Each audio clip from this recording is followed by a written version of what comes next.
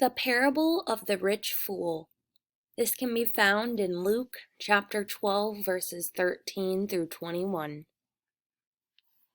There once lived a very rich man. He had lots of land where he planted his crops each harvest. One year, the rich man grew a wonderful harvest of crops, but he did not have anywhere to store the crops. The rich man decided that the best thing to do would be to tear down his barns and build an even bigger ones. This way, he will have more space to store all of his crops.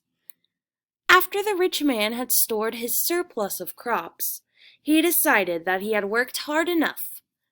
He believed that he had enough crops to keep him fed for years to come. And so the rich fool did not plant another harvest. Instead, he sat back and relaxed at home. God saw that the rich man was not planting a harvest or doing any work, and so he said to the man, "You fool!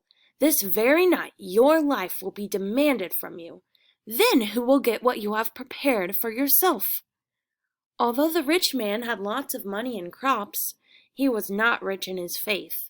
God wanted the man to see that only when you have an abundance of faith in God, then you can be truly rich.